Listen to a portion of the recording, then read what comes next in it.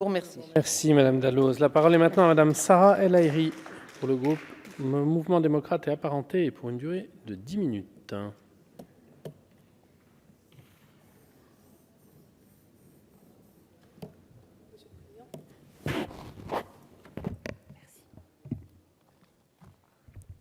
Monsieur le Président, Monsieur le Ministre, Monsieur le Président de la Commission des Finances, mes chers collègues, cette loi de règlement concrétise des éléments extrêmement encourageants pour les finances publiques. Et oui, et en particulier la réduction du déficit public à 2,6% du PIB. Cette diminution du déficit public est certes due à une bonne conjoncture, à une conjoncture favorable, mais les choix du gouvernement ont également participé à ce début de redressement. En effet, des choix courageux, politiquement, comme les annulations de crédits du mois de juillet dernier ou la surtaxe exceptionnelle sur les entreprises, ont permis aux finances publiques de s'assainir. Cependant, l'heure n'est pas encore à l'autosatisfaction et plusieurs points d'attention subsistent. Ainsi, il convient de rester attentif au solde structurel, puisqu'il y a encore de vraies réformes de fond à faire. Il faut également noter que le solde budgétaire ne s'améliore que peu. Mais il est nécessaire que nous portions notre regard sur l'ensemble des comptes publics. Monsieur le ministre, l'État et ses opérateurs, la sécurité sociale, les collectivités territoriales. Cette diminution du déficit public nous permet de sortir de la procédure de déficit excessif, dans laquelle nous étions depuis 2009, et avant tout, de voir cela comme une sorte de première étape nécessaire au retour à l'équilibre. Cet équilibre n'est nullement recherché par orthodoxie. Absolument pas. C'est un objectif vers lequel tend le pragmatisme. Et c'est bien le pragmatisme qui nous pousse à cette recherche d'équilibre. En effet, c'est aujourd'hui 42 milliards de charges de la dette que nous payons tous les ans. Ces 42 milliards annuels pourraient augmenter. Cela a été dit, si les taux d'intérêt vont dans cette direction. Et ces 42 milliards seraient bien mieux utilisés ailleurs, que ce soit dans le financement de la dépendance et l'accompagnement de nos aînés, ou encore dans la politique de la jeunesse, de l'éducation, allez, osons, ou même le soutien de nos associations. Ainsi, il est important de le souligner, le fait de retrouver l'équilibre n'est pas une politique en soi, mais c'est avant tout une question de bonne gestion de nos deniers publics, et nous le devons.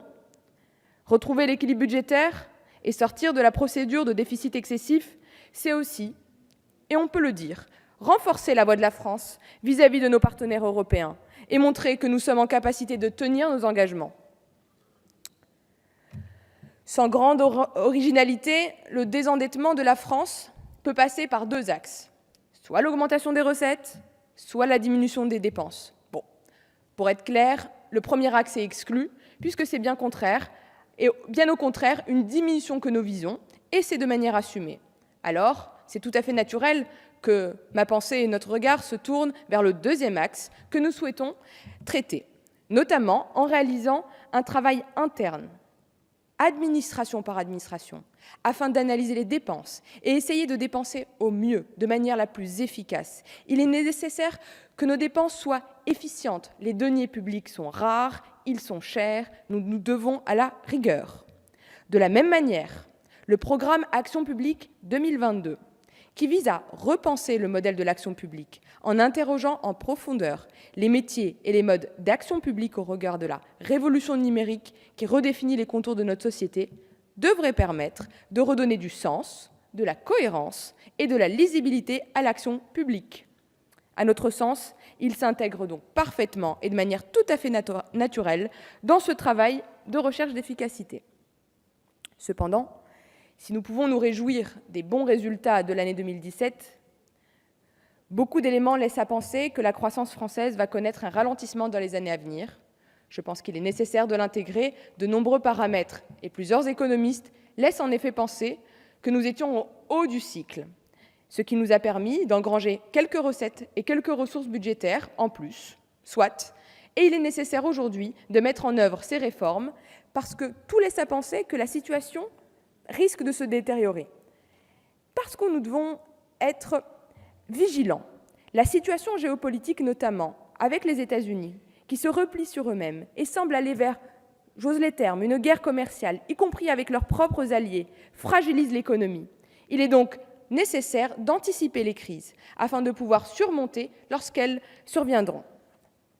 Enfin, je voudrais attirer l'attention sur une réforme nécessaire, culottée et audacieuse, du Haut Conseil des finances publiques, Monsieur le ministre, afin de lui offrir une indépendance plus grande encore vis-à-vis du gouvernement. Un certain nombre de nos collègues ont travaillé sur cette question d'outils. Je pense à mon collègue Jean-Noël Barrot, à Amélie de Montchalin, à Laurent Saint-Martin et bien d'autres.